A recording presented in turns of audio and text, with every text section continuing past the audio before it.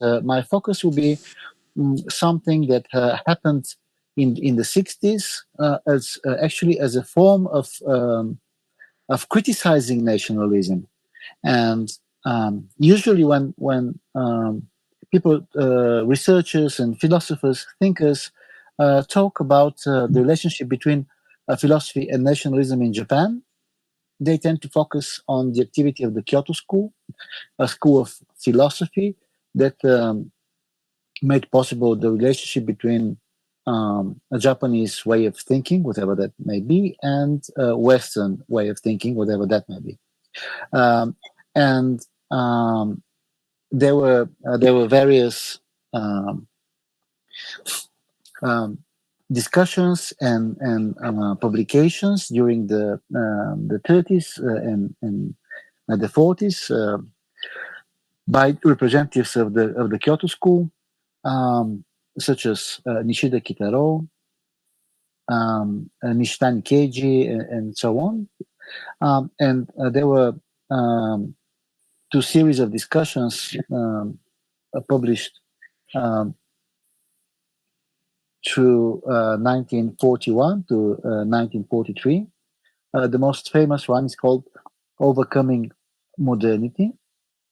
And there was a series of roundtable discussions called Philosophy of World History, where discussing problems related to modernity, Japanese philosophers actually advocated the imperial politics of Japan at the time, and advocated a nationalistic view of history. So I won't be talking about this. And I will talk a bit about Japan and a bit about Bulgaria. For me, there is a strange analogy in what I'll be trying to say. But what is important to know is that in Bulgaria, the question that I'll try to pose is actually not very much discussed. Usually in Bulgaria, where nationalism is quite strong at the present date, when one discusses the topic of nationalism, one turns to the philosophy of the 30s, when people like Janko Janel or Spiridon Kazandziev, I realize these names can sound a bit strange to a foreign ear, but Janko Janel and Spiridon Kazandziev were thinkers influenced by Nietzsche and a particular reading of Nietzsche that were advocating nationalistic views. Janko Janel wrote also a monograph on Hegel. So there were philosophers who were right-wing thinkers and defended nationalistic worldview. Now, as I said, I won't be focusing on this. I want to focus on something else. And it regards the way we resist nationalism. If we look at the history of resistance against nationalistic discourses, we will see that there are at least two dangers to be taken into account. On the one hand, there is a cosmopolitan view that sometimes can be seen as a threat to any local singularity, any local specificity.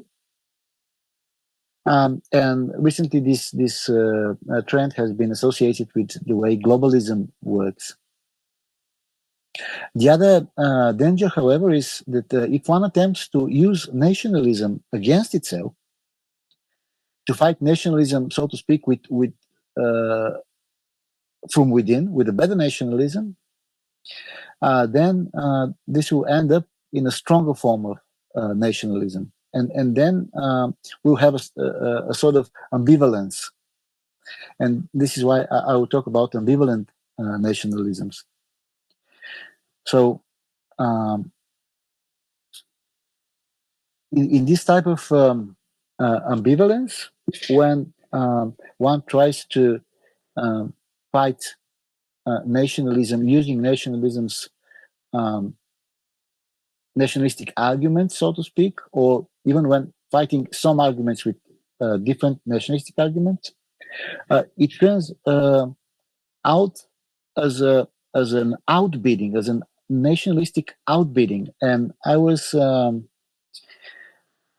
wondering how to call this thing. For me, outbidding is a good term. Derrida has used it, although most as a operative concept. He didn't thematize it very much. But for example, in Faith and Knowledge, when he was commenting on the return of the religious, he said that we can see in religion such an outbidding, where religion tries to shut off technoscience and technology and so on, using technoscience and technology and so on. So this is an autoimmune response. And we can also see how when one tries to move beyond religion, one uses religious arguments. Derrida gives the example with Heidegger. And he says that in this logic, there is a necessity that undoubtedly programs an infinite spiral of outbidding. The word in French is surenchère. So an infinite spiral of outbidding, he says.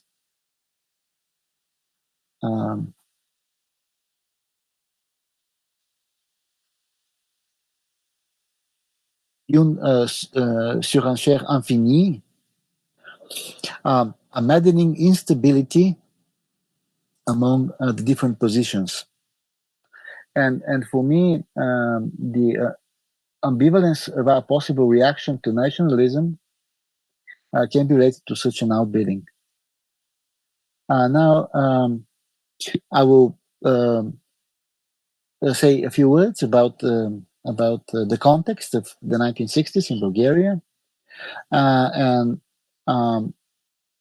it is not well known, though this fact was not unique to Bulgaria.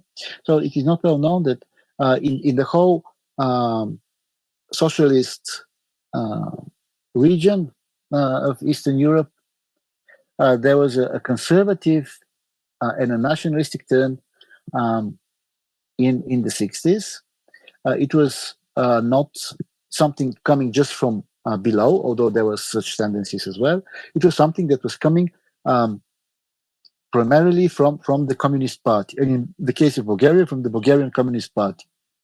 And for example, there is a series of speeches given by Todor Zhivkov. Todor Zhivkov was the prime minister and the first secretary of the General Committee of the party for more than 30 years.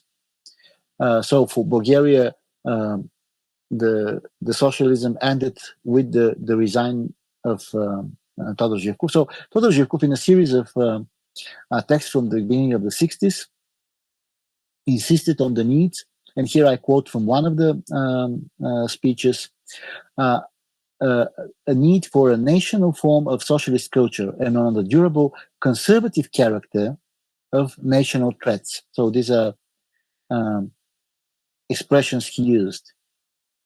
And then there was a wave or several waves of conferences, of articles, of papers delivered in different places that were insisting on the uniqueness of the Bulgarian national specificity, on the cultural identity, on the irreducible originality of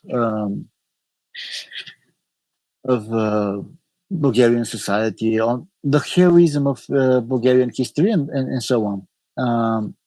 As I said, this was not unique to Bulgaria. This was something one can see in former Yugoslavia, in Poland, in Romania, in different places. It took place in the 60s. When I was thinking about this, I was actually influenced, inspired by a paper from Karatani Kojin.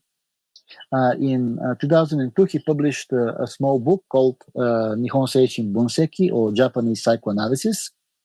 And the eponymous text discussed a specific form of Japanese nationalism by reading a short story by the Japanese author Akutagawa Ryunosuke that was first published in 1922. The short story was called The Smile of God, and it tells the story about a Jesuit missionary in Japan who talks with an old man, and the old man at the end turns out to be an ancient god. It is a bit problematic if it is really a god or not, but this is the expression that is used. The god warns the missionary that Japan accepts everything and changes it. So whatever comes to Japan is accepted without resistance, but then it is transformed. Therefore, Japan will not become Christian, just like it didn't become actually Buddhist or Confucian or whatever. So not Japan will become Christian, but Christianity will become Japanese. At the end of their conversation, the old man says, and this particular passage was quoted in Karatani's text, and he insists on it. I read the quote, translated by Iguchi Masatoshi. It may happen that your Deus, so the word Deus is spelled in this way in the Japanese text, so it is a foreign word, right? It may happen that your Deus changes himself to be a native of this country. Remark how Akutagawa says that the Deus will become a native. Okay, I won't comment on this now. It may happen that your Deus changes himself to be a native of this country. China and India have changed. Europe must also change. Gods lurk in our trees, in our shallow streams, in our breezes which flow over roses, and in the evening light reflecting on the temple's wall, anywhere and anytime. Be careful, be careful. Now, the gods that smile are the ancient gods of Japan who are doing this, who open Japan to everything, accept it, and then transform it. As I mentioned, Karatani takes up this story to criticize a tendency in the philosophical discourse in Japan, which he sees is dependent on the very logic of this smile of the gods, of this story. But he is not commenting simply the problem of overcoming of modernity and the Japanese philosophers from the 40s. No, he demonstrates how this logic was present in the discussions after World War II, when there was a really strong criticism against nationalism. So he debates, he takes up and debates what happens in the work of Maruyama Masao and Takeuchi Yoshimi, two very important Japanese thinkers. Maruyama Masao is one of the greatest Japanese philosophers. And he published in 1961 a small book called Nihon no Shiso, Japanese Thought, where he developed his own understanding of what Japanese thought consists in, what is specific to it. Takeuchi Yoshimi was a sinologist who translated Lu Sun into Japanese, and who was a critique of the discussion overcoming modernity. Again, a very important intellectual. Now, Karatani claimed that, and I quote in my own translation, he claimed that both for Maruyama Masao and for Takeuchi Yoshimi, and he also mentions also other important names, but mainly Maruyama Masao and Takeuchi Yoshimi, in Japan, there is no firm self, and there are no principles. And for this reason, everything gets accepted. But at the same time, it is remade or remolded. Tsukuri kaerarita. And he says, this is precisely the logic of Akutagawa's story. In the 60s, Maruyama and Takeuchi criticized the absence of self or subject in Japanese thought because they thought that in this way, Japanese cannot resist what is coming from abroad. However, it is saying this, they said, okay, we accept everything and we turn it into part of our own thinking. In the 70s and in the 80s, when their influence, the influence of Maruyama and Takeuchi, was already waning, postmodernist thought was introduced, and now the younger generation appraised the idea that in Japan there is no subject and no self, and thus they reaffirmed, but in a positive way, the thesis of Maruyama and Takeuchi. So for me, what is important is that if there is a form of nationalism in the argument which Karatani reconstructed,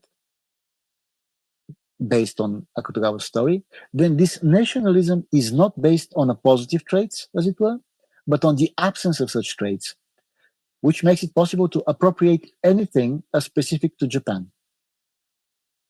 And it is in this sense that social discourse enters into the nationalistic realm of what in Japan is called Nihonjinron, the theory of Japanese uniqueness or Japanese essence.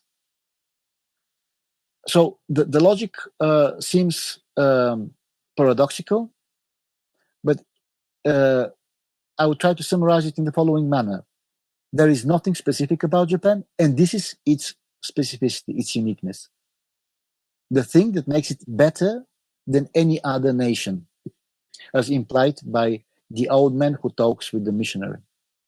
So the critique of nationalism in the work of Maruyama and Takeuchi then outbids nationalism and produces nationalism in the same gesture. So now you can see my hypothesis. Some forms of resistance against nationalism enter into the logic of outbidding and offer an alternative that is simultaneously anti-nationalistic and super-nationalistic. This is what I call ambivalent nationalism. Now I want to move back to Bulgaria and talk about an important intellectual called Tsvetan Stoyanov. Tsvetan Stoyanov died young at the age of 41. He was a prolific writer, translator, philosopher. He was one of the closest friends to Julia Kristeva before she left for Paris in 1965. And also he was part of an intellectual circle that were called the Impressionists, that was to become very influential after Stoyanov passed away. What brought the people in this circle together was not only the personal friendship, but most importantly, their dissatisfaction with both the direction of development in the socialist countries and the state of affairs in the West. In other words, they were not happy, not only with what was happening in the socialist lager, neither with what was happening in the West.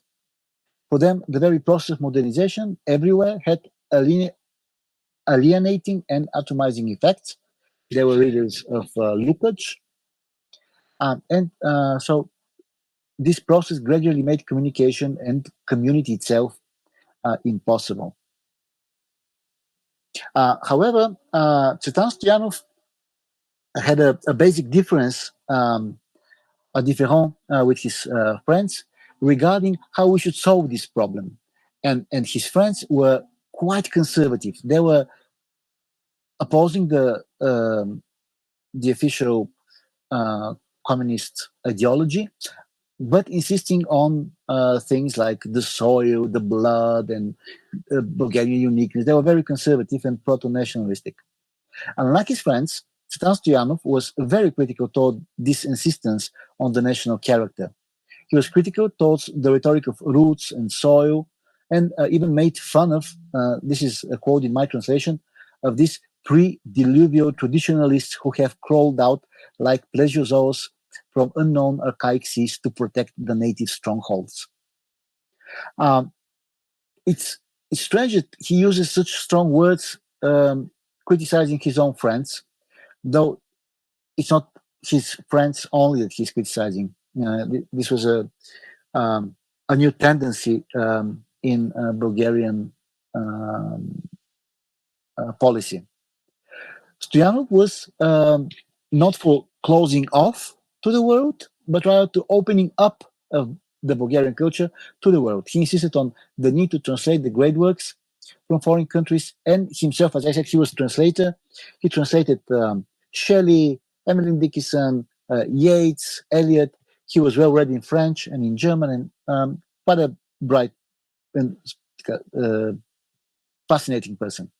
So for him, the nationalistic metaphysics was metaphysics to the extent it was, I quote, dealing with the eternal. So the idea that there are some eternal traits or even essence specific to the Bulgarians is just a metaphysical illusion. It was utterly ahistorical and anti-historical in the way it ascribed an unchangeable essence to what is Bulgarian. Contrary to the nationalist insistence on the concrete, the soil, the native house, and so on, Stoyanov claimed that nationalism actually relies on abstract forms that have to reduce the dynamic aspect of what is concrete. So the concrete is always dynamic. This critique of nationalism in terms of metaphysics was based on his reading of Marx and Lenin, and saw the possible overcoming of the nationalist tendency in a dialectical sublation in the way people perceive the new. So what was important is that we introduce the new, whatever it is, and wherever it comes from.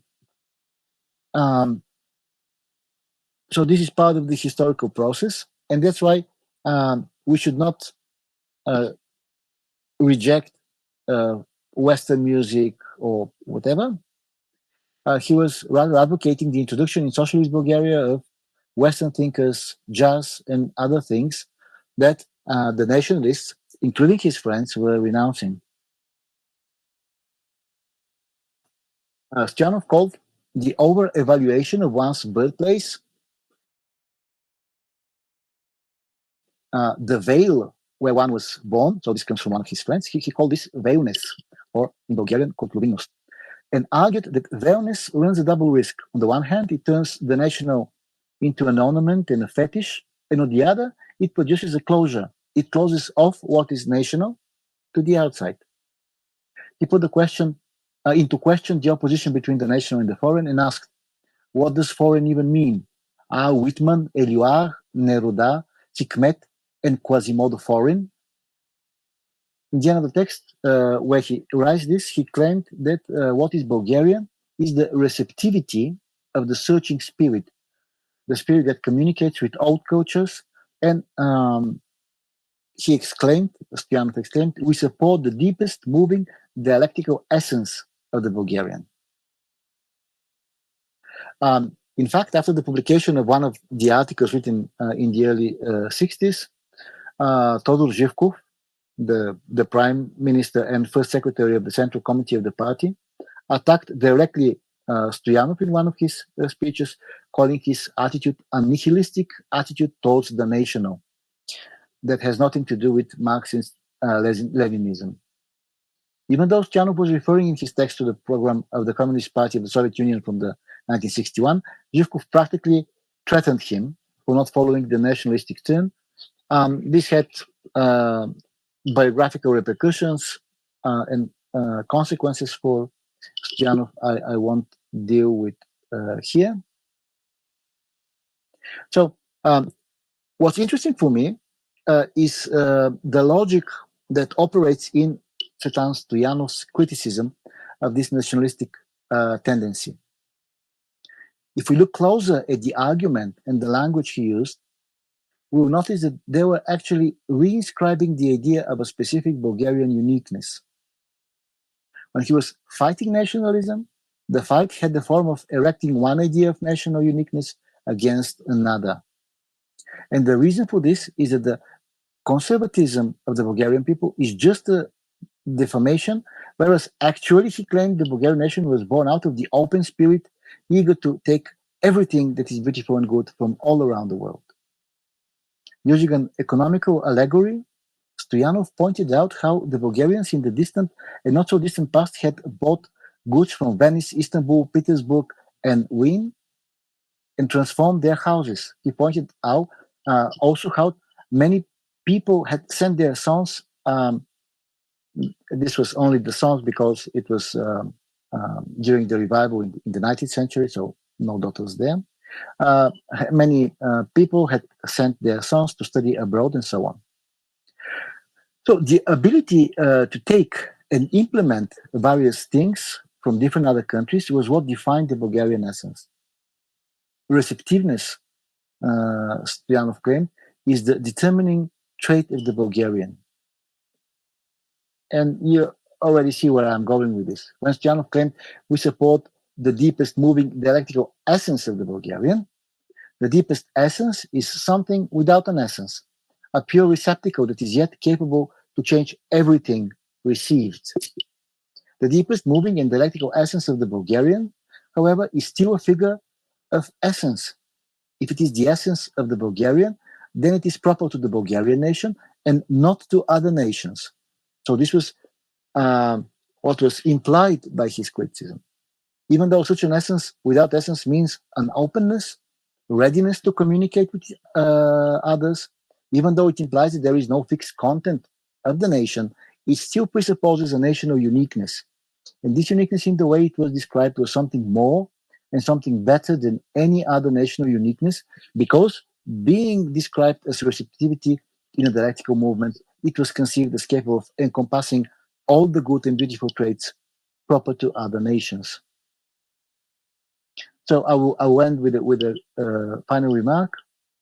For me, in a way, what Tsvetan Stoyanov did and what Mariam and Takeuchi did was analogical. They all seem to have been participating with their critique of nationalism in what I term a nationalistic outbidding. It works like this.